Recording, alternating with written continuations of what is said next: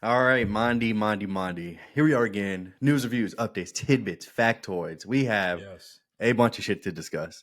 Yeah, Um, I'm excited for a lot of these reviews. We're gonna me do too. today. Me too. I'm excited to hear what you got to say. This is why, Monty, that I don't ever listen to any of your reviews because I I don't want love you to. Yeah. I love when you just give it to me when we're here on the pod. I love Okay. it. So, guys, make sure you like the video. Yeah. Yeah. Like the video, yeah, comment, subscribe, share yeah, if you're feeling frisky. yeah. All that, This nigga all that. clearly is.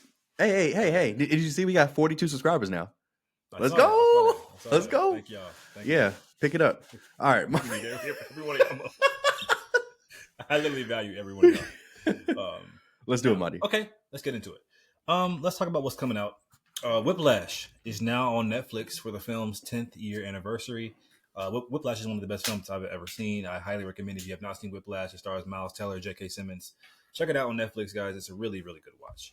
Okay. Also, Alien and Romulus is now on Hulu for all those who want to give it a rewatch. Just came out this year, or watch it for the first time. Another movie I recommend as well. Alien Romulus on Hulu. Yep. Also, it's a movie called Dee Dee is now streaming on Peacock. It came out. Ooh. It's like a millennial movie. It's the movie that you were making fun of about the Asian kids. Like it's like mid-90s, Asian mid-90s. Came out like in the summertime. Now listen, if you are a millennial, you have to watch Dee Dee. If you grew Really? up if you were like in 8th grade, high school around that 08, 09, 10, 07, this movie is literally catered for you. It's one of the best films of the year. I highly recommend Dee Dee. For sure. Dee Dee. Wow. On Peacock. Yes, on Peacock. All right. Beyonce is having an NFL halftime show for the Ravens and Texans game. It will be premiering on Netflix Christmas Day. So this is one of the Netflix things that they've been doing. They've been having a big year, of course, with the Mike Tyson, Jake Paul fight. Yep. For all my Beyonce fans like myself, she's coming halftime show. She's coming. Christmas Day on Netflix. Wait. Yeah. Fuck the NFL for having Christmas Day games now. That's supposed to be the NBA's day, bitch. But whatever. Sing-along screenings for the movie Wicked will release in theaters nationwide on Christmas Day, December 25th. All those who want to give it a rewatch and be in a crowd full of people who are singing along, that's my biggest nightmare in life. You guys will be able to experience that sing-along edition of Wicked Christmas Day release. Okay. Star Wars Visions has officially been renewed for a season 3. It will Let's have 9 go. episodes releasing next year. Me and Julian are big fans of the Star Wars Vision series, anthology series, anime style. Any thoughts on this? Yeah, man, it's crazy. I still think season 1 was better than season 2, but season 2 is still damn good. And man, like this is coming from not the biggest Star Wars fan. Like I like enjoy these fucking Star Wars Visions things more than I do some of the newer Star Wars Disney shit that they have coming out. So Definitely, yeah, I'm looking forward to it. I hope they can tell some more cool stories. I've seen better stories within these little 20-minute Star Wars Visions episodes, and I don't even think they're that long. Series, but yeah, of Disney Plus. So I wish they would take some of those creators' ideas and implement them into the canon, but who knows? Season 4 of your show From has been confirmed. I've been hearing a lot about season 3 online. Yes, what are your thoughts on season 4 being confirmed?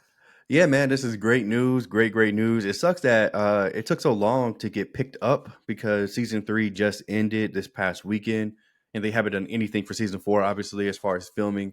So it seems like we're not going to get this until 2026, which is just so it feels like a lifetime from now. But yeah, I mean, season 4 confirmed, man. I absolutely love this show. I urge anybody that's into horror or just good TV, you need to watch From. It's on MGM Plus. If you have a subscription to Apple TV, you can watch it on there too. This is great television. Yeah, I've been hearing a lot of good things about From. I'm being compelled to try to pick it up and watch it, but there's one thing holding me back, which I will discuss when you review the show. Okay.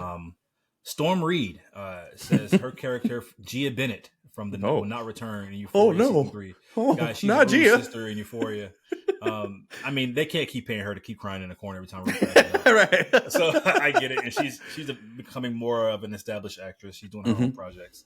I understand that, but I love seeing Gigi just like Rue, not again, Rue. I'm like, bruh, like Sam Levinson, like nigga, give her a storyline. She don't have to fucking cry. That is her storyline, bitch. Every season. Like her agent read season 3, like, oh hell no, bitch. You ain't doing this shit. You ain't doing this shit again. Yeah. You are too established. You know what's crazy is like she goes to like USC. Like a lot of celebrity kids go to USC, University of Southern California. Just imagine walking down a hallway and just seeing the roof. I can walk like that's a hallway like that in high school. Anyway, Hobbs and Shaw. Guys, don't pay him any mind, please. Hobbs and Shaw 2 is in the works. Oh, it is? Yeah, I thought the Fast franchise was over with Fast 11 coming out next year or whatever, but I guess, of course, I fucking guessed this. It's going to continue. Hobbs and Shaw 2. The Rock continues to do these fucking stupid ass movies, even though Hobbs and Shaw was a fun time. I was about to say, shut up. You know good and well that you enjoyed that shit. I'm the black Superman. But anyway, yeah, shout out to Idris Elba. It's time for him to come into the canon. By the way, he's already in the canon. It's like it's time for him to come to like the main timeline of Fast and Furious. He'd be a great addition. Like, nigga, why not just add in a super soldier to these niggas? Like, why not? They're gonna need his ass against Jason Momoa, Joker. You're right. Just do it. Yeah, Hobbs and Shaw will be there opening night, bitch. Let's go. Yeah. Let's go. Roman Reigns, get your ass back, bitch. You're coming back. Denzel Washington reveals the Equalizer 4 and 5 are in the works. He can't keep getting away with it. He can't keep getting away with it. Fuck, man. Fuck. Oh man, yeah. Julian hates. Look, I saw Equalizer 3. It wasn't great. I think each movie has gotten a little bit worse. Than yes, they're not bad movies at all. They're not, in my opinion. 3 was pretty 4 bad. and 5, as Julian says, Denzel's kind of flabby and sick now. So by the 5th Equalizer, this nigga's gonna be like in a fucking wheelchair.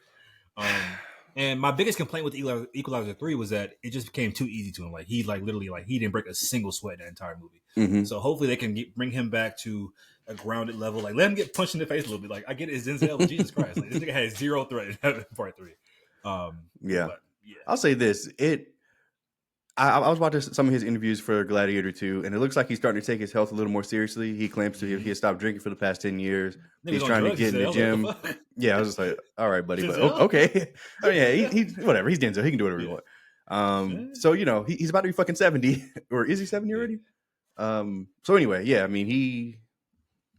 Equalizer 4 and 5 is nuts. But nuts. I'll be there opening night, unfortunately. Fuck me, man. Equalizer franchise. It's been a franchise now. But yeah, it has, yeah. Let's talk some tidbitty stuff. Tidbitties. Love it. Jonathan Major and Megan Good are now engaged, for those who care. Oh, God. So, yay. Shout out to them. I thought it was a publicity stunt. I'm not going to lie. It could still be, but the marriage kind of solidifies more than that. And speaking of niggas that would knock your ass out, Tyson and Paul, the fight on Netflix, broke 2 world records. It was the most streamed global sporting event ever. Netflix, however, is also being sued for poor streaming quality during the Jake Paul versus Mike Tyson fight, which I noticed as well. I tried to click it like 3 times and it kept buffering and freezing. And so yeah. Interesting. Yeah, I was at the Usher concert while this was going on, and some dude was in the crowd with this fight playing on his phone instead of listening to Usher, which I thought was just hilarious. So cool, I guess. Yeah. Also in Candyman, 1993 film starring Tony Todd, rest in peace, just passed away recently. A little fun fact is that he negotiated a fee of $1,000 each time he was stung by a bee because there were real bees using that film. They were covering his entire face. Mm-hmm. He walked away with $23,000, which is a great negotiation for his contract. A little fun fact, and I really enjoyed the Candyman movies. I saw part 1 after I saw the sequel, because I really enjoyed it. Yeah, I saw that, and I thought it aged fairly well. I enjoyed both. Yeah, I agree. Yeah. It's so funny because if he would have tried to pull something like this now, they'd be like, actually, we'll just CGI, buddy. Like, you're right. We're not paying you that. Right. But I guess back then, niggas, they had no choice. I was like, well, we need to look good. He's willing to do it. Whatever. Yep. Let's talk some DC news. There's no Marvel and Star Wars news today. James Gunn says that all of Peacemaker season 1 is canon to the DCU, except that infamous Justice League appearance in the final episode of season 1. Mm-hmm. He says we all kind of have to deal with that next season, so I'm interested to see how they're going to go about that. Yeah. Yeah. He also stated that some of the things in the Suicide Squad would be referenced as well, and whatever's referenced is going to be canon. So, right. Okay. Cool. Yeah, because there's no way Peacemaker season 1 can be canon without the Suicide Squad, because that's a spinoff of the Suicide Squad. So yeah. So cool. I mean, okay. because we all care about the canon, so we have to watch and we have to judge. Yeah. Okay, whatever. Creature Commandos comes out in December, I believe, which is damn. That's December next 5th. week. That's I can't wait. crazy. I'm really excited for that. Actually, you are okay. I am. Yeah. I mean, I'll watch. Yeah, we'll see. I mean, I hope that it's amazing. Obviously, like I don't want to see a bad show. I always say, but you always backtrack. You be like, I ain't watching that show, and as soon as it come around, you like, oh, okay, I'll check it out. no. You backtrack all the time. No, I don't, nigga. I am Groot. I'm not watching it. What if? Okay, that's the one thing you no. you What still if business on. season Sorry, 2, season 3? I'm not watching it. No. Okay. I always said I was going to watch Agatha, even though I knew it was going to be ass. Yeah. Going to watch this, even though I'm sure it's going to be ass. Let's go. Yeah. Also, it's been confirmed. Judo Master from season 1 will be appearing in season 2. Brother. I love Judo Master so much. He was so funny in season 1. And James Gunn has confirmed that DC is working on multiple R-rated projects, which is interesting. So they could do a separate DC. Well, I guess Marvel's doing it too with Deadpool now and Blade and shit like that. But yeah, they're gonna have R-rated projects interwoven into their universe. James Gunn also says that the DCU release schedule won't be like Marvel. Yeah, it's like a shot at Marvel. He said because nothing is greenlit before we have a finished script. Let's just clap it up real quick. If that's true, let's just clap it up real quick because Marvel has been notorious for greenlighting so many projects that have never happened. This is the same guy who released a 4-minute video last summer about everything that he has planned for the DC universe. Can he go to hell? Like, why? What? Like, you hate James Gunn for some reason. I don't hate him. I don't hate him. Yes, you do. Yes, you do. He just got to prove to me that he can fucking do it. Creature Commandos is up, bitch, and I'll be watching. I really hate the idea of animated properties and live action being interwoven into the same universe. I really don't like that kind of stuff, but we'll see. Nigga, Marvel's been doing it for years. What do you mean? How has Marvel been doing it for years? What do you mean? What if has been integrated into the MCU? They literally did it with Doctor Strange. Yeah, but that's one aspect of it, I guess. Like, based on what James Gunn said, this Creature Commandos is like in universe. This whole series is happening like before Superman. Like, It's just things operate differently in live action and the animation medium. So, but we'll see. A little fun fact about Gal Gadot, who of course was Wonder Woman. She was originally cast as Feora in Man of Steel, the Kryptonian, alongside Zod, but had to drop out due to her pregnancy, and she was obviously later casted as Wonder Woman because Smart. She got a call. I mean, that's just God right there. That's crazy. Even though I think she could have pulled off Feora. She would have killed it at Feora. Yeah. Especially because she had to fucking speak. Oh my god, Zod, no. Yeah. But even actors who play Feora, like, she didn't have barely anything to do in those movies. But I remember her. She's like a presence to me. So I think that actress, I thought she did well with Feora as well. So yeah, it's so funny how, like, if you think about it, Feora, who's just kind of like no name character, even though she appeared in the Christopher Reeves movies as well, she would like solo like half the MCU. Like, so she's fucking Kryptonian. So it's just funny, like the power scaling in DC and Marvel. Let's talk some trailers, guys. Trailer for all my Dexter fans. The Dexter prequel series trailer is now out. It's premiering December 13th on Paramount Plus. I don't watch Dexter, so I didn't watch the trailer, but I know there's a lot of fans, so I just want to have you guys know that it's out for the Dexter prequel. All right. Now, this is a trailer I'm having so much thoughts on. We have the first trailer to the How to Train Your Dragon live action film, releasing in theaters June 13th of next year, 2025. Did you watch the trailer, and what are your thoughts? Yeah, I watched the trailer. It made me realize that I've never seen any of these How to Train Your Dragon movies. So I thought that I had seen all 3 of them. So I don't know what the fuck I thought I saw, but I haven't seen a single one of these movies. But I've always heard great things about this franchise. I'm very interested to go back and rewatch the animated versions before this comes out. The studio did come out and say that it isn't a shot-for-shot remake, so I think that that's great. But from all the people over analyzing it on Twitter, they seem to disagree with that. So I don't know. I mean, I guess it's the creators' word versus you guys, but we'll see. We'll see, I guess. But I don't really have any context to any of this. I mean, it looked cool, I guess, for this little minute and a half thing that they gave us. But I mean, How to Train Your Dragon live action, interesting. Let's do it, I guess. Yeah, I think it actually might help you not watching the animated movies. But first, I just want to preface it by saying that the animated movies are probably, honestly, one of the best animated trilogies of all time. Like, it's up there with Toy Story 1 through 3. Like, this is such an underrated trilogy in the animation space. How to Train Your Dragon trilogy is so fucking good. I highly recommend you watch it. And Yeah, I mean, if it's not a shot-for-shot remake of the original movie, it damn sure they made sure in the trailer to pull every single shot that mirrored what happened in the animation, and so that really just pissed me off so much. I mean, we've had this, ad nauseum about how we hate these live-action remakes. Very rarely are they done justice, Mm-hmm. and when they are done justice, it's because they're fucking different. It Yep. doesn't make any sense to take something that was already beloved in the animation space and just make it shot-for-shot in the live-action space. I'm kind of nervous about the Lilo and Stitch movie as well because I haven't seen the trailer about it before that yet, but if it's a shot-for-shot remake of the original, it's no point. That's a literally classic movie. Mm. Fun facts about this film is that Gerard Butler is returning as Hiccup's dad. So that's interesting because he voice casted him in the animated film. And there's been a lot of rhetoric online about the character Astrid, who is a black girl played by Nico Parker, Tandy Newton's daughter. Mm-hmm. We've seen her in a couple things before. Mm-hmm. There's controversy. People are saying, how could she be black and also be a Viking and shit like that? And I've been seeing a lot of pushback. People saying like, well, it's a world of dragons. Who fucking cares? If there's a black girl and, because she's white in animation. Oh, okay. And honestly, I honestly have a problem with this as well.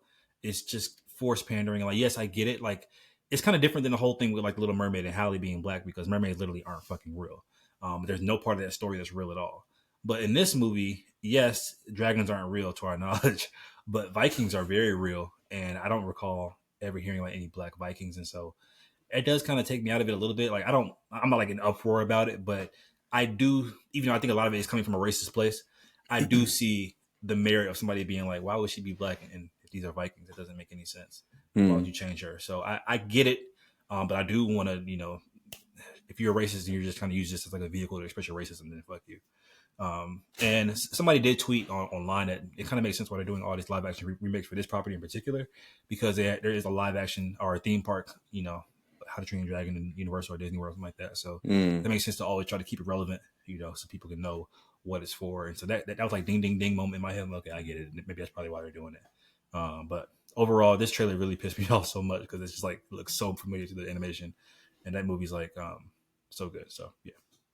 Anyway, all right. last trailer, guys, is for Den of Thieves 2, which is out now in theaters January 10th. Oh, January release. We talked about this already, didn't we? Well, the trailer's out. We said that it's coming out. We didn't say the trailer was already out. So for those who want to watch the trailer for Den of Thieves 2, check it out. I probably plan on watching part 1 before part 2 comes out, so I can enjoy it with y'all. So we'll see. We shall. Let's talk some video game news before we jump into our reviews. All my fans of backyard sports growing up, there's a new backyard sports game deep into production. All the OG characters will return, and they're exploring making a movie and TV adaptation as well. Did you grow up playing this game?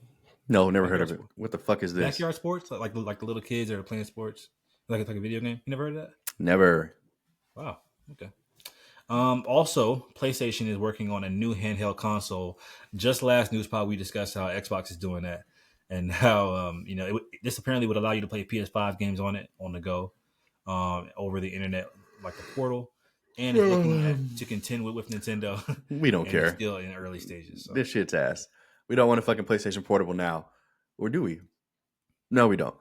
Can you imagine trying to play fucking Warzone handheld, like on a fucking little screen? Well, I guess they already got that out now, so yeah, I don't know. Couldn't be me. Couldn't be me. Y'all have fun though.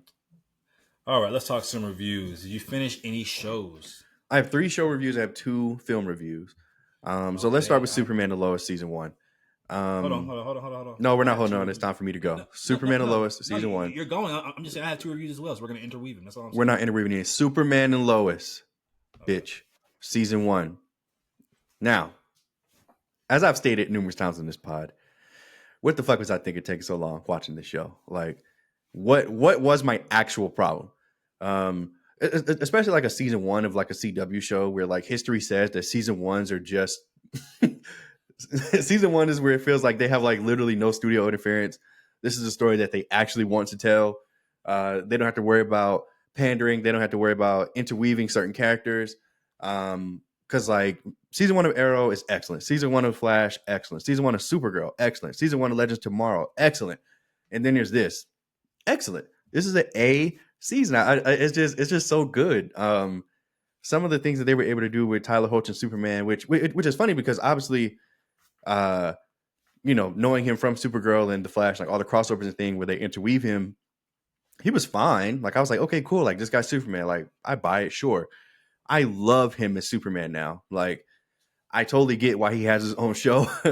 Elizabeth Tolocha's Lois Lane. I'm gonna Monty. She's just not fine enough. Like, I'm gonna steal that from you. Like, she's not. Um, I am sick of looking at her, if I'm being completely honest. Wow. But I'm she's a shocked. great, yeah, thank you. But she's a great character in the show. I love the dynamic of bringing Jonathan and Jordan Kent into the show. I thought that would be stupid. Like, I don't give a fuck about his kids. Yeah. Like, I don't care about their teenage drama. And, you know, part of that is true. Like, don't get me wrong. Like, there's CW teenage drama where, you know, they have to punish their kids or the kids want to do stupid stuff. That's like the low point of the show. But the highlight is always Superman, bro. Maybe it's just because I'm such a fan of the character that, like, it's easy for me to just get sucked into something like this. But you hear all this rhetoric online about Superman's so hard to write. He's boring. He's uninteresting. He's too powerful. And then you get this little CW show with 15 episodes, and you're like, you're so wrong. Like, there's so many stories to tell, and the character's so interesting. One thing I do want to address is power scaling, something we mentioned earlier. This is Superman, bitch. So, like, unfortunately, they like have to either like severely like power scale him down, or they have to severely overpower somebody to like make the fights kind of interesting. That's one of the things, aside from like the teenage bullshit drama, where I was just like, okay, we we got to pump the brakes here. Like, there's no way Superman is actually going toe to toe with like person X, but whatever. Like, I'll suspend my disbelief and move on. Other than that, bro, like, this show, like I said earlier on the last pod, this show rages. This show raises really great questions. It has really great conversation about Superman as like just like a public figure. Um, it gets like political. Like, is Superman only supposed to protect the United States of America? And like, if he's working with the government, why would he go to North Korea and help people? Why would he go to Cuba and help them? And it like gets into those kind of conversations, and it's just like, whoa, like, okay, maybe we need to talk about this. Like, maybe we do. But then obviously, like, you know, Superman's just like, I'm Superman. Like, I'm not going to not help anybody in need. But anyway, great show, great villain, a villain I didn't expect. Now, I will say that it keeps up with that CW theme of, okay, Arrow's first season villain was a guy that shoots bow and arrows too. The Flash's season 1 villain was a guy that runs fast too. So you can guess what Superman's season 1 villain is. But Bizarro. no, it wasn't Bizarro. That's season 2. But it was still done really well. It was done really well. And I can't believe I took so long to watch this show, man. I love this show. Superman Lois season 1 is an absolute instant classic in my opinion. It's an A. I urge anybody that is not watching this show, if you love CW superhero shows, or if you just love Superman, you got to give this a try. It is great television. Alrighty, I'll be checking it out. This review is for Arcane League of Legends Season 2. League of It's now Legends. streaming on Netflix. Fun fact, Season 1 and Season 2 of this show apparently cost around $250 million to make. Jesus. The most expensive animated series of all time, which is just insane. It is. But this show continues, man, to just transcend, in my opinion, animation, and I don't say that lightly. Season 1 was peak. This right here continues to juice. Amazing lighting, amazing colors, amazing the fluidity of motion amongst the characters. Like, I think that another show that did that really great as well was Blue Eye Samurai, also on Netflix. It's just great movements. I know that sounds kind of weird, but if you see it, you know what I'm talking about. Mm-hmm. It's great combat sequences. They're actually choreographed with high detail. And also even great like original music. Like, every episode has like songs that like are from these artists that are original, and they're just like, this is just like, you can tell they care about everything in this show. And also just want to highlight the abundance of the powerful, complexly written the women on the forefront of this show. It's so many women, which is just kind of like not missing, I guess, in live action or animation. Like, it's just so many powerful women on this show. And they're all written so well. Like, a common complaint, like besides like the whole Superman thing that he's too overpowered, is that women just can't be written. They can't be interesting. And I've always disagreed with that. Like, just get a good writer or a woman to write them. And yeah, they're really on the forefront here. this season does a really great job of what the fuck are you laughing at? Showing the motivations of each side of the conflict here, and Piltover and the Undercity, and even outside conflicts as well. It's never as simple as like, okay, these guys are all good and these guys are all bad. That's just not true to real life. There's good and bad apples on each camp, which I think is very smart. It doesn't try to dumb down its audience at all, which I appreciate. Now this season was broken up into 3 acts: Act 1, 2, and 3. I Damn. personally like Act 2 better. Act 2 the best, and then Act 3, which is the resolution and everything, because this is the final season. And then Act 1. And Act 1 had me kind of worried because it was like a slow start, because like the way season 1 ended was like, oh my god, that was insane. What happens next? And Act 1 took a while to kind of get back into the flow of things, but when it did, it definitely picked up for sure. I still have a trouble understanding, if I'm being honest, the Arcane itself. Arcane in the show is just magic, because the way it operates is so random and so like sporadic and all over the place. I'm like, okay, like what's the rules to this magic? How does this shit work? And that really frustrated me for a long time, until it kind of dawned on me like, okay, I think that's kind of the point, is to showcase that this magic is just so chaotic and it can't be controlled, and it can really just kind of do anything, which in turn I have a problem with, because it makes the writers have a lot of conveniences when it comes to the story. So that's one of my major complaints with the overall show, that I wanted answers this season. I didn't really get them that much Yeah. in terms of the arcane itself or the magic. And lastly, I just kind of want to say that I feel like I feel like season 1 is superior, which shouldn't be the case, because it's the build up. This is the resolution. I did kind of feel like the entire series was kind of building up to this this kind of crazy ending, or this ending that put all the pieces together. And yes, we got a resolution, but it happened fairly quickly and fairly cute and neat. I just feel like this show that didn't match the progression of what was going on to have this cute, neat ending. Mm. And so that kind of bothered me with this season. Overall, I mean, it's still, like I said, a great thing for animation. I give this season a B. Like I said, I do think season 1 is superior. But if you're a fan of animation, I'd highly recommend you check out Arcane League of Legends. Apparently, there's been 3 spinoffs that have been confirmed, which kind of I'm like about, because I just want more of this story. Yeah. But apparently, the League of Legends lore is just so deep. Apparently, so sure, Okay. So yeah. The lore. Arcane season 2. Let's talk about the Penguin. I know you reviewed this show last week. I wasn't able to finish it in time because I was too busy watching Superman Lois. But I did finish the show, and I have some thoughts.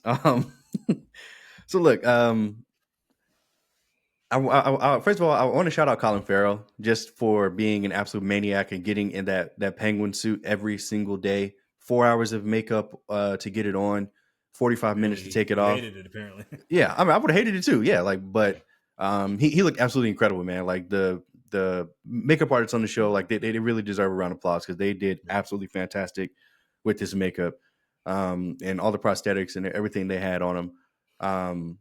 I think it's so funny that like directly after I finished this show, I start seeing all the TikToks about like the way he walks, the way he talks, and it just cracks me up, because like for whatever reason this universe's penguin has like a bum leg, and he has to walk with that crazy crazy wobble like a penguin. Oh, I get it.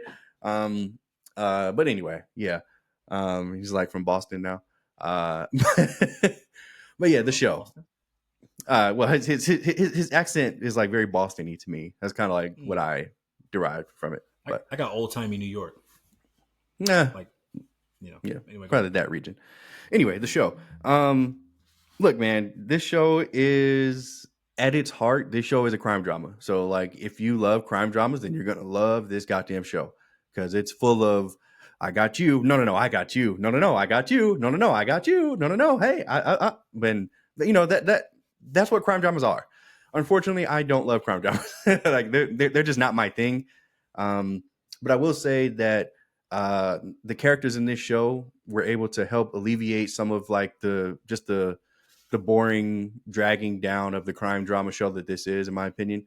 In particular, obviously, I just mentioned Colin Farrell, but also the actor who played Victor was great.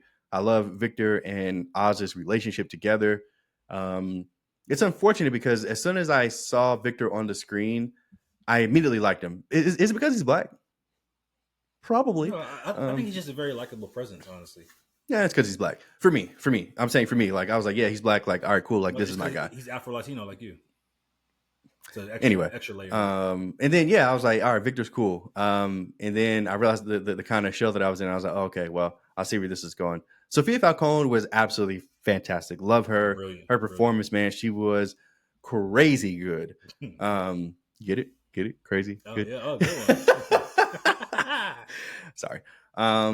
But yeah, like overall, the like week to week of this just crime drama show, it was just it just wasn't anything special to me, if I'm being honest.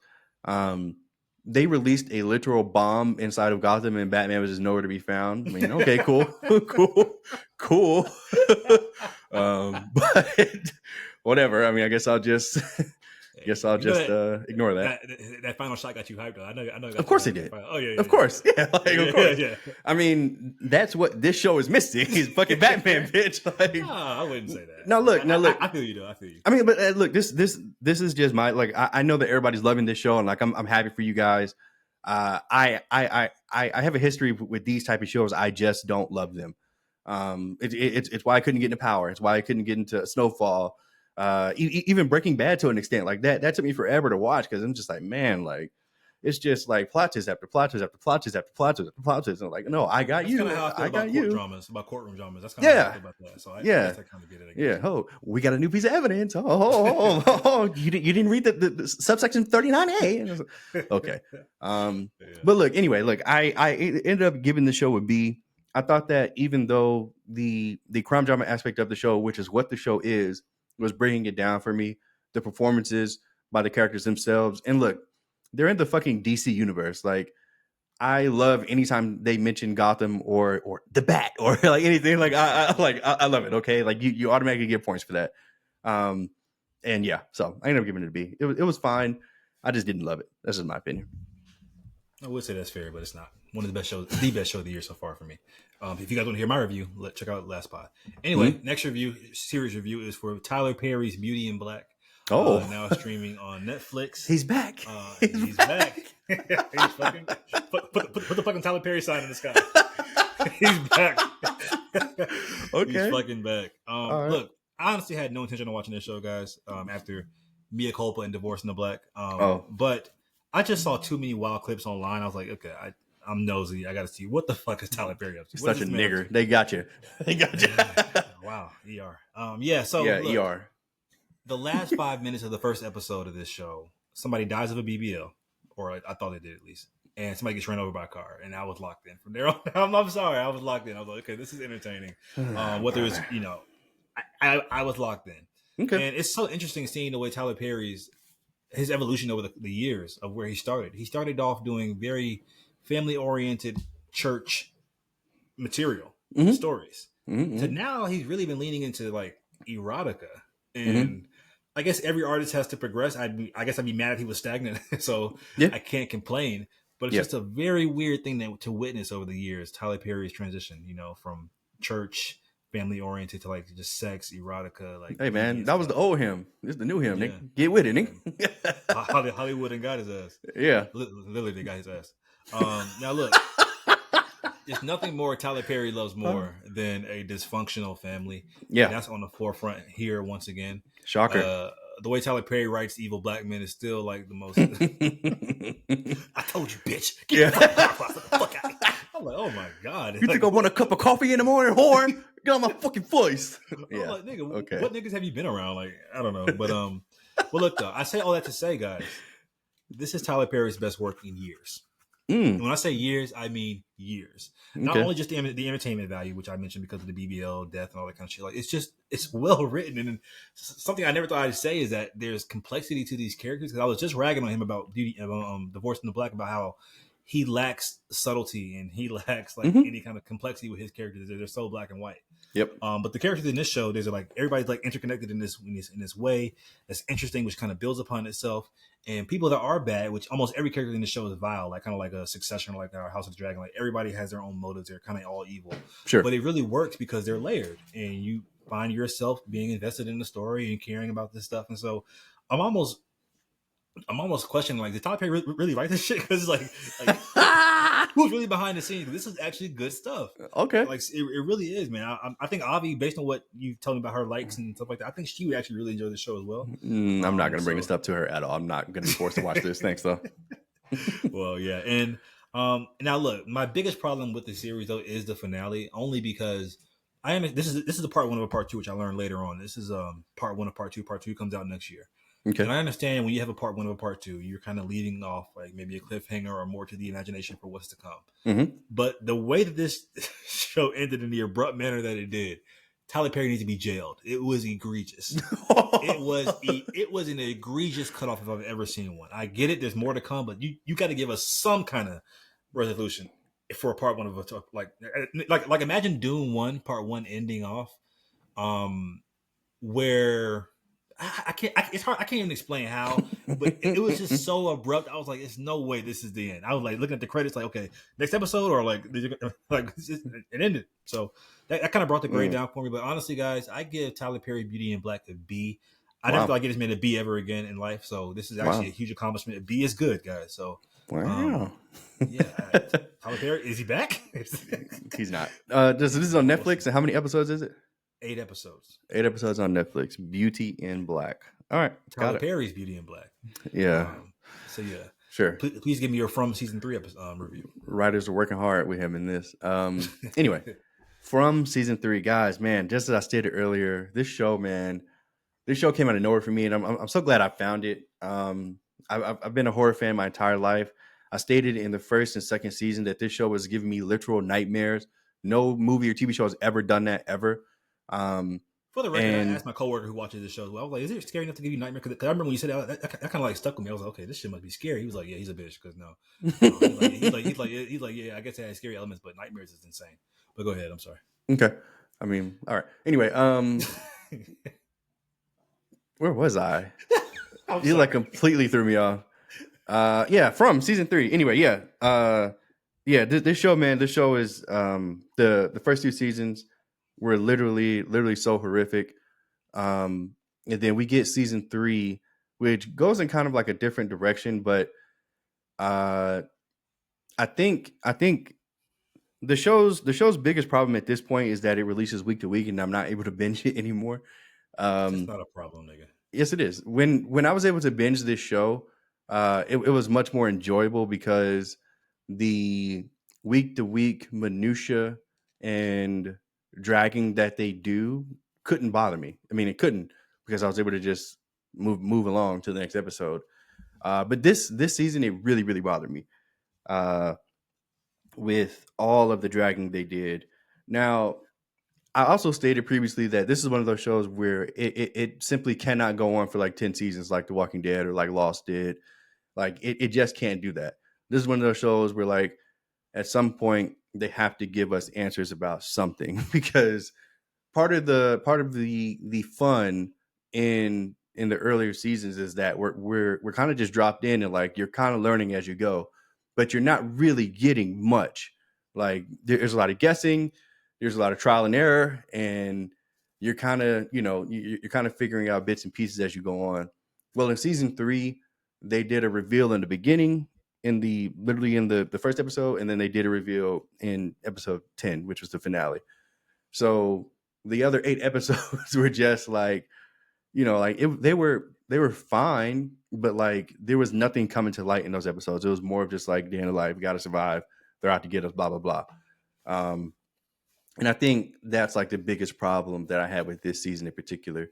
Now, I will say that the reveals that we got were great because we haven't gotten anything. They're giving us something. Like there's, they're building on something, and obviously they were hanging on to the fact that hopefully they were going to get this season 4, so they can continue to tell the story. But yeah, man. I mean, I ended up giving this entire season a B. Now the finale, if I was just grading on the finale, I mean it's an A. The finale was absolutely incredible, but unfortunately the entire season is what gets graded around here. So the finale could not save it. Well, I guess it did. I still give it a B. The show is still good. The characters are better than ever. The reveals are great. but the horror aspect is like completely gone in the show in season 3, in my opinion, anyway. Oh. Hmm. Um, but I guess they're trying to replace the horror with answers, and I don't know if I love that trade off. Like, I was kind of like more into like the horror aspect, but we'll see. Um, but anyway, yeah, man. From season 3, I still recommend anybody that has not seen this show at all. You need to watch this show. Again, it's on MGM Plus. There's 10 episodes per season. If you have a subscription to Apple TV, you can watch it through there. So, from season 3, still very good television. Somebody like you that'll get to binge it, you'll probably enjoy it immensely. So, congratulations. Yeah, so you kind of touched on why I've been hesitant to watch this show. I've been hearing nothing but great things about it or good things about it. Is that I've been across the board. What I've been hearing about this show is that yes, it's good, but you don't get any answers, or you rarely Mm-hmm. get any answers. And that would, like I said, with Arcane, it just frustrated me with the whole thing about that.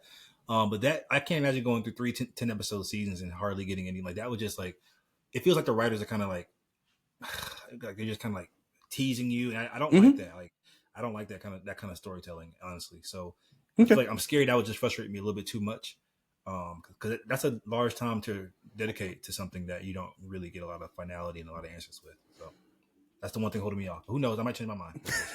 Okay. So the two movies you saw, I imagine, are Wicked and Gladiator 2. They are. I saw those as well as one other movie. So I just want to get that review out the way, and then we can go into Wicked and Gladiator 2. I Let's do saw it. The Piano Lesson, which is now streaming on Netflix.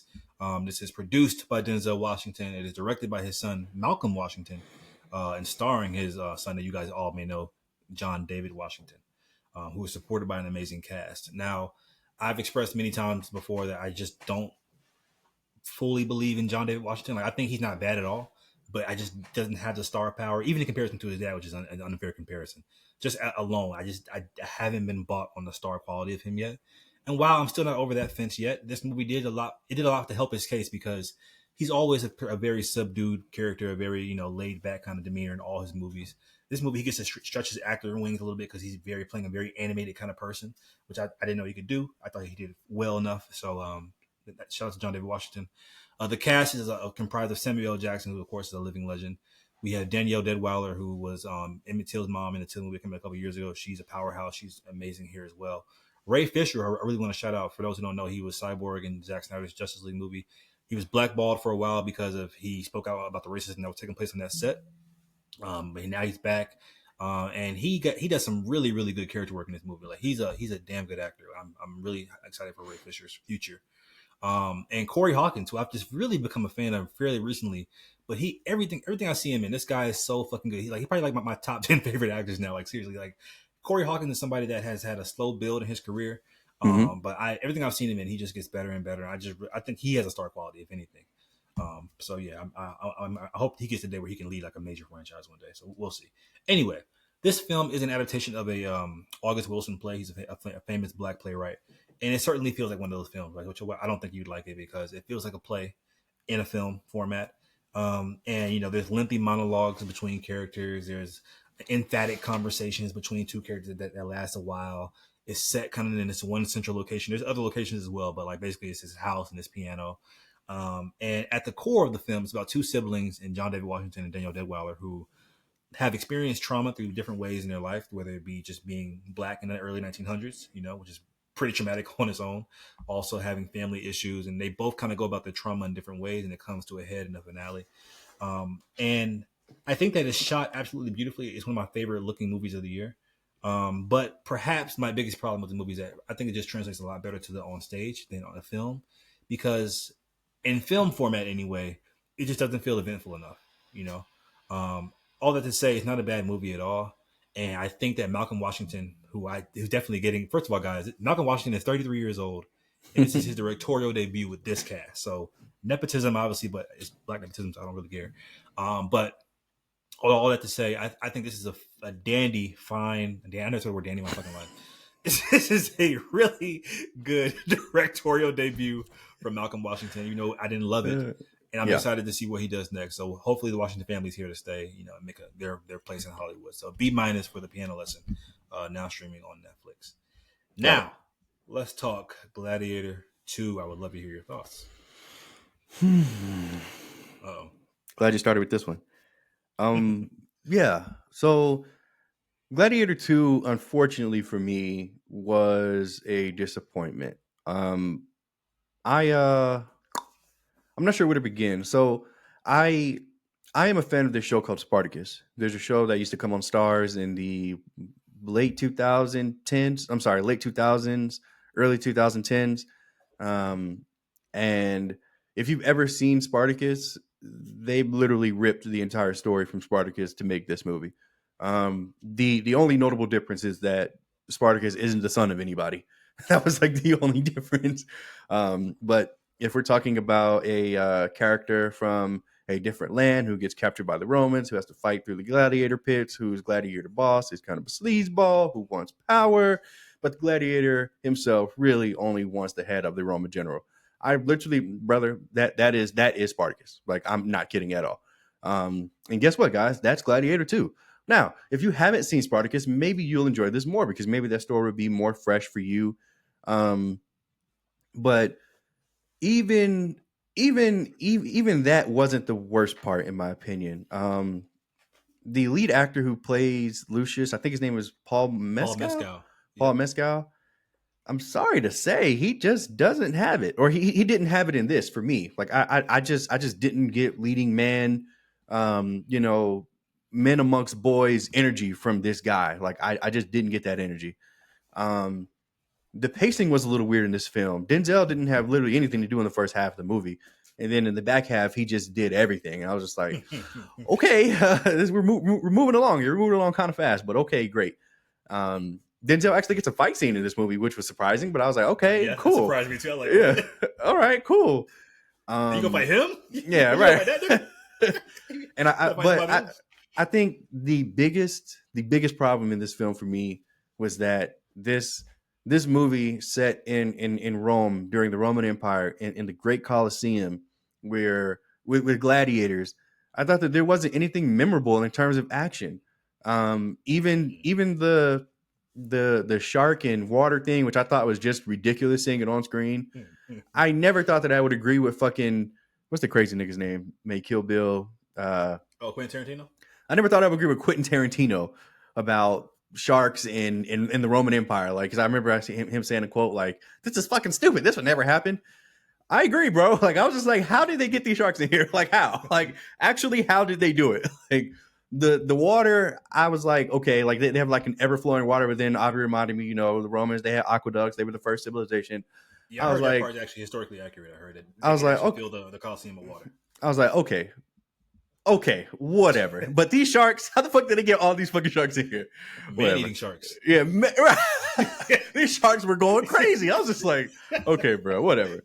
But yeah, my biggest problem with this is that there was no spectacle, there was no grandeur, there was no nothing. Like this film honestly isn't memorable to me. I walked out and I was just like, I can't believe I wasted my time seeing this. Like that's honestly how I felt. Like I mean, it's sad. Like I give this movie a C. I was just like, man, this is just not good. Like I've seen 10 things that are like this that are better. And that's disappointing. It's disappointing. Uh sorry guys. Monday, I hope you enjoyed it more. I'm sure you did. Give me your review. I'm interested to hear what you have to say. I really am. Man. Now, have you seen Gladiator 1 recently? Recently, no. Well, maybe it's like 5 years ago. That's not recent. So yeah, no, I haven't. Yeah. I rewatched it again for the first time. I rewatched it again like last week before I watched the movie. Okay. So it's very fresh in my mind. Okay. Now I feel like I say that because I feel like you definitely need to watch part one going into this movie because there's a lot of connective tissue between those two movies, a lot which they rely on. It's set 16 years later. Mm-hmm. I was very scared when I watched the trailer, even though I was excited for the movie, that it would mirror Paul Mescal's journey in the film, would just mirror the journey of Russell Crowe too much. It's funny you mentioned Spartacus, like in terms of the similarity, which I haven't seen Spartacus, but if anything, this is almost a beat for beat remake of the first movie. Oh, okay. Which came out before Spartacus. So I don't know, maybe Spartacus is by I don't know, but maybe it's just something that happened in ancient Rome. I don't know. Probably. This is like literally almost like shot for shot, like story beat to story beat remake of the first film, which is just such a weird thing because I was like, how can you even do a Gladiator sequel without kind of going down the beaten path again? And so Now, I will say in the third act, it does become kind of a different thing than the first movie, which I won't get spoil how, but that with the whole Denzel thing, like that's different. But other than that, the first two acts of this movie it's just Gladiator 1, but not as good. Um, now, I will say this too. Paul Mescal, like you said, Hollywood's been saying for the last couple of years that he's up next. He's like the Timothy Chalamet. They say he's up. He's doing like a lot of indie films, and you're right, man. The difference between him and like I said, I just saw this movie, the first one last week. Russell Crowe's Maximus, the screen presence, the dynamic, the way that Russell Crowe commanded that screen. I mean, Russell Crowe's one of the best actors ever, but still, it's just night and day. And I think I saw a TikTok where somebody made a very interesting point, which is like the difference between an actor, a great actor, and a movie star. Yeah. And Russell Crowe's a movie star and a great actor. So, and then Paul Mescal, I don't know if he's a great actor. They say he is, but if he is a great actor, he's not a movie star. Because maybe not yet. I don't want to say that he can never do it, but I mean, in this right now, 2024, he's not it right now. Agreed. But I say all that to say as well that maybe it's not all Paul Mescal's fault because the script is honestly very lackluster in my opinion. I agree. There's some great actors on the screen. Connie Nielsen, who still looks good after all these years. Yeah, she does. Denzel Washington, even him, right. I thought he was the best part of the movie, but he didn't. I wasn't like wow by his. Yeah, exactly. Yeah. And people have been saying online how they are. I'm like, okay, whatever. And I think it's just even like Pedro Pascal, Joseph Quinn, like they were just guys. They were just guys. Like that's a great way to put it. And I just think it's because of the script was very like, which is interesting for Ridley Scott. I mean, he didn't write the movie; he directed it. But the writer of this film, I think he dropped the ball. Which is these actors did not have time to stretch their wings or didn't have any room to kind of do anything because they were so constricted by this mediocrity of the script. So maybe it's not all paid, but I think a movie star, like what kind of separates them is that they'll take a script like this and they'll just elevate it. And I just didn't see Paul Mescal doing that, which is maybe not a fair criticism, but movie stars are just a different level of actor, in my opinion. And coming off the heels of Russell Crowe, you have to be a movie star, in my opinion. Now, there is something that's very interesting that I kind of wanted to say is that there was a quote that Denzel said, which I think is a great theme for this movie, which is that a slave doesn't dream of freedom, but of a slave of his own. I thought that's a really great quote. And that theme is kind of played out throughout the entirety of the movie in a way that kind of comes to a satisfying conclusion towards the end for me. Now, like you said, I do kind of question the historical accuracy of this film because the baboons, the niggas riding rhinos. Hold on, what were those baboons? Like what the fuck? Zombies, man-eating baboons? Yeah, like, okay. And I don't know if a man can overpower a baboon, but I don't know. I was always told they're fucking strong as fuck. Who knows? Like you said, the man-eating sharks. I have to check on the historical accuracy of that. And also, I know that it's been confirmed that there were some people of color rulers in Rome for brief periods of time. But the audacity to make a minor spoiler here, a black man the face of one of the most evil white empires of all time is a very interesting choice that I feel like was very intentional, and I'll leave it at that. Well, I'm pretty sure Denzel's character was based on an actual black Roman ruler. Yeah, okay. He was, but like I said, just to make that the face of the ancient Roman Empire, really, out of all the empires that they've had that were white and all, sure. Anyway, my major complaint with this film, guys, is that it just pales in comparison to the original in every single facet. And people say, "Oh, it's not fair." Yes, it is. This is a sequel. It's if anything, this is the most fair to compare it to the original. It just pales in everything from the actors to the script. Like you said, there was some great action sequences in that part one. Like there were some great scenes with Russell Crowe. I just didn't feel any of that. Now I did leave the theater wanting my main wish with this movie is I just wanted to hear that score of Elysium, which was an iconic score from the first one, in the theaters again. And I heard it. I love that score so much. They played it at the end with the iconic scene where Russell Crowe touching the wheat. So yeah, and I thought it was interesting to kind of once again minor spoilers or major spoilers, should I say, is that the boy from the first one. I thought that was Paul Mescal, but they used a different boy actor. Yeah. So they kind of threw me off with the throwback at first. I'm like, okay, that's not Lucius in it. But then they were like, oh, it is. That was a kind of cheap way to kind of throw us off. I actually wouldn't have minded deep fake technology for that, just because the continuity or whatever. But yeah, man, I give this movie a C+. I was very disappointed as well. I was very highly anticipating this movie. Yeah. And really Scott's one of my favorite directors, but I think he dropped the ball with this one and last year's Napoleon with Joaquin Phoenix. So. Might be getting a little too old. Ridley Scott, it might be time to hang it up. But damn, we'll see. Yeah. Not much to say, man. I don't want to continue to rag on it. Fun fact about this movie: there were other options for Paul Mescal's Lucius. Ah, yeah. Timothy Chalamet. No. Miles Teller. Nope. Richard Madden, Yes. and Austin Butler. Richard Madden would have killed this role. I He would agree. have killed. But Damn. he couldn't have been Lucius though because he's just too old. Yeah. But who cares? Who cares if he's not Lucius? Like just I literally would not better have story. cared. Yeah. Yeah. I wouldn't have cared. Like, clearly he's like 45. I don't. Shut up. Watch the movie. Yeah. And then Timothy Chalamet, I mean, he's a movie star, but he's just too small in stature to be taken serious as a gladiator. Yep.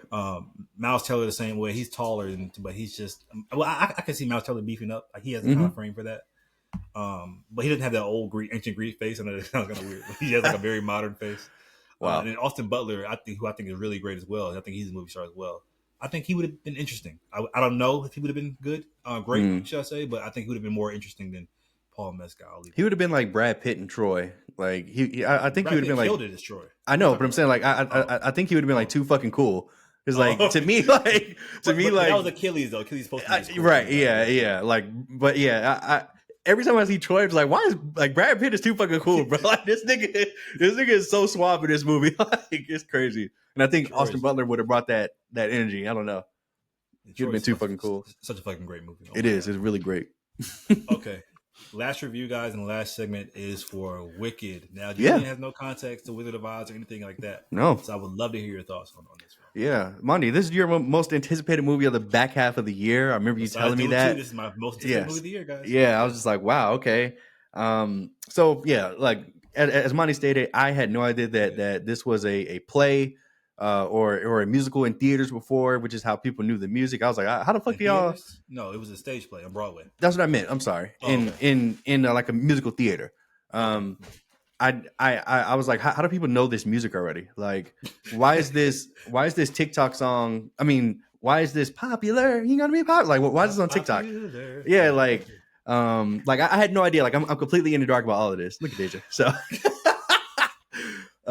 So yeah, going into this movie, I really knew nothing aside from that. Like, it's a prequel, I guess, to The Wizard of Oz. Yes, definitely a prequel. And like I wasn't even sure about that, but I was like, you know what, whatever. I'm just gonna watch the fucking movie. 2 hours 45 minutes musical. Let's do it, Monty. I absolutely love this shit, bro. I'm sorry. First of all, Ariana Grande, like she was in her Sam and Cat bag in this, but every time they had her sing, she was like, "Oh, this is what I do."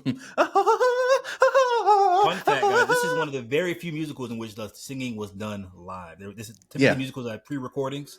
Mm-hmm. Cynthia Erivo and Ariana Grande are such great singers. He was like, you know what? Let's just capture this emotionality like live. And that's just an amazing feat. So go ahead. I'm sorry. Yeah.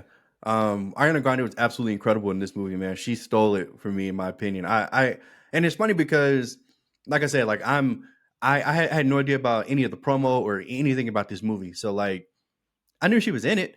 But like I didn't think that she was gonna be like in it like this. Like she murdered this movie. It was crazy how good she was. And then what's the actress name who plays the Wicked Witch? Plays Elphaba is Cynthia Erivo. Cynthia Erivo, man, another just fantastic. Super comfortable in her own skin, in her character. Amazing voice. That ending and that crescendo. Bruh, like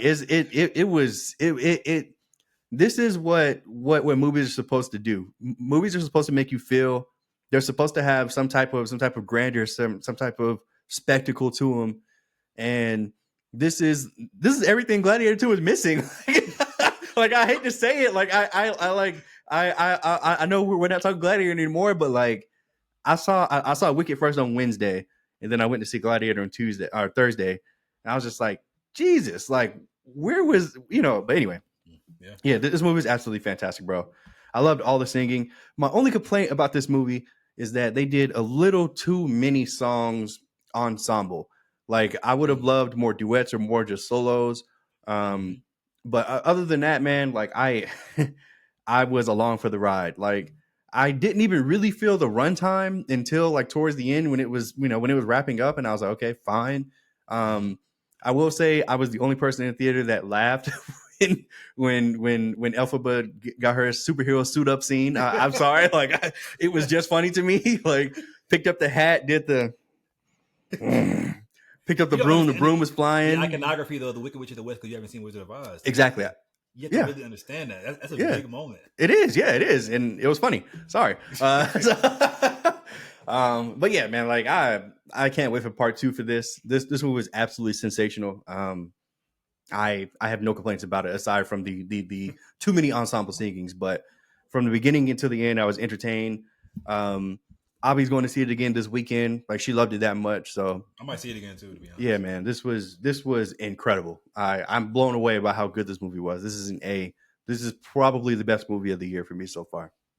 Man, the fact that you love Wicked, that's crazy. I love it. I mean, but I like love it. I love musicals. Like I mean, and you know, I'm a kind of fan of like the Wizard of Oz. Like I seen it. I've seen the Wiz, but like I don't know. I just didn't think that I would have so much fun with it, and I did. Yeah, So I'm happy for me.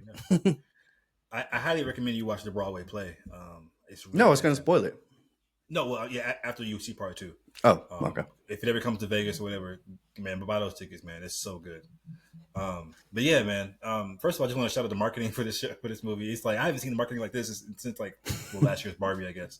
But this is just Yeah, crazy marketing, man. And I did see it on Broadway for the first time just last year at the Fox Theater in Atlanta, and I was blown away. And so I really. knew I would love the Mm. movie if they did two things.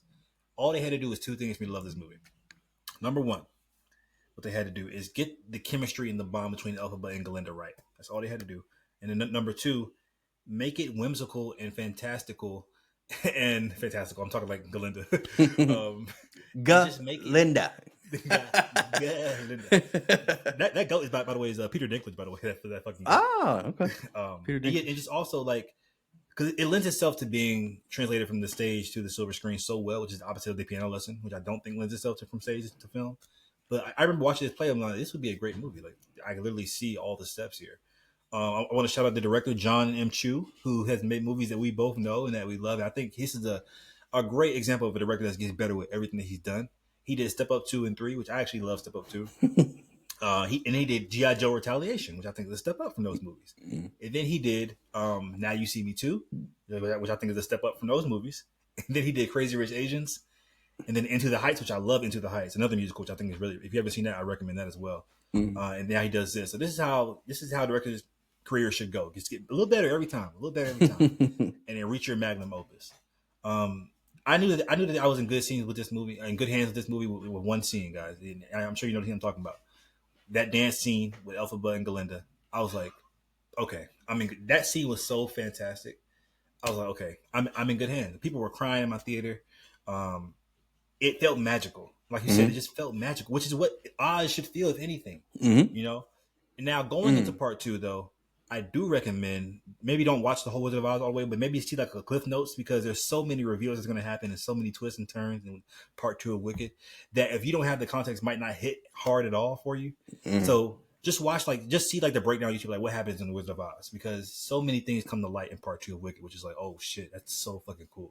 Mm-hmm. So if anything, do that. And Well, sorry, also, before I forget, one thing I want to say about this movie that I think was kind of like a wink at Harry Potter was the school. It looked oh, like fucking Hogwarts on the outside. mm. The professor set up like the nigga that came in with the hat looked just like Dumbledore. Love that from the film. Sorry, go ahead. Like you said, Ariana Grande was amazing. I've been hearing rumors of best supporting actress at the Oscars. I don't know about all that, but I think she does fantastic in this role. She captures Galinda's personality to a T, from being insufferable to being charming at the same time. If you watch Ariana Grande interviews, even since she was like 10 years old, she's always wanted this role, which is just such a crazy thing of manifestation. Like Mm, she's always loved Wicked. She's always wanted to be Galinda. So just to see this kind of come to fruition is just crazy. wow. And then Cynthia Erivo as Elphaba, man, she nails the pathos of that character, the internal strength of that character, the vulnerability of that character. And I feel like if you're a person of color, if you're black, especially if you're black, if you don't see parallels and just if you don't kind of like resonate with Elphaba's plight in this film, like I don't know what movie you're watching. Like it's so many parallels and there's so many things that POCs and the Wicked Witch of the West have in common. I think Yep. really elevates his story. And she's been played by a white woman traditionally in Broadway for a long, long time. And so I think that having her be a black woman just as an extra layer of that kind of relatability to the character, which I really also enjoyed. And this movie had two scenes I thought were just absolutely magical. The first one I already mentioned was the dance scene. and also the scene at the very end, like you said, when Elphaba gets her suit up and she's belting out, defying gravity. And first of all, that scene when she's flying, that shit gave me like Man of Steel vibes when Clark first start flying. I was like, hold on, Yeah. this is a great flying sequence actually. Like even before like a movie, like so man, this is a fantastic film. I gave it an A-, man. It's one of the best films of the year for sure. I'm like you said, I'm so excited for part 2. And this is how I know this film is good. People who have like you who have no kind of context to what it's about, or they have very limited context, or people who don't care about musicals at all, they've been loving this movie.